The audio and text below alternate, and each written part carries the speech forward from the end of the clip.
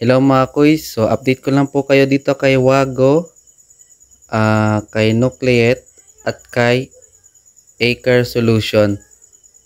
So kay 6G is hindi ko na ipakita kasi na delete ko na yung link. So hindi na din yon paying. Unahin natin dito kay Wago. So dito is nag-withdraw ako kanina mga tanghali. Nakalagay lang dito is nag-success siya ito.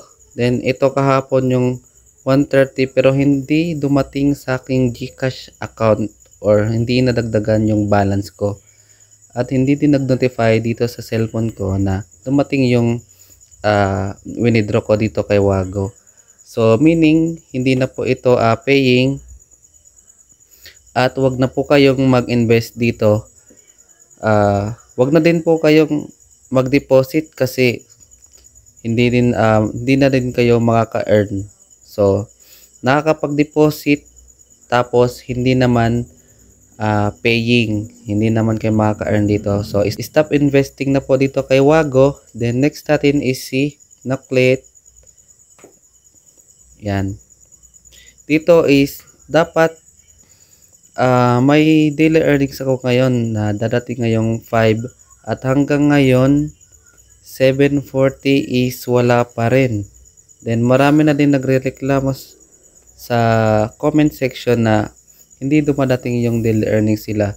So meaning guys na hindi na po siya paying. So umabot lang po siya ng 4 days ata at ngayon is hindi na po siya paying. So kahapon nakapag-withdraw pa ako ng 130 ng alas 5 yon. Yan. Ito yung last na withdraw ko. Ayan. So hindi na din po ito paying si Nucleate. Stop investing na po ito at wag na po kayo mag-deposit dito. Next natin is itong si Acre Solution. So nung nakaraan pa to na hindi na paying. So puro processing lang yung nakalagay. Ayan. Dito, ayan, nakalagay na processing lang yung mga winidraw ko at hanggang ngayon is hindi pa rin dumadating. So meaning hindi na din siya paying. So umabot lang to ng mga 4 days lang din. So yun lang mga guys. So update ko lang po kayo na wag na po kayong mag-invest dito dahil hindi na po sila paying. Pati doon kay 6G hindi na din siya paying. So yun lang. Maraming salamat and ingat na lang po tayo sa mga paparating na mga investment platform na gusto nyong salihan. So dapat kung gusto nyong sumali is pag-release pa lang ng website is mag-invest na kayo.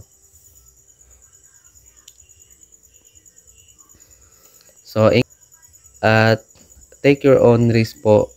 Wag po kayong mangutang para mag-invest dito kasi hindi po talaga ito tumatagal. So yun lang mga guys. Maraming salamat.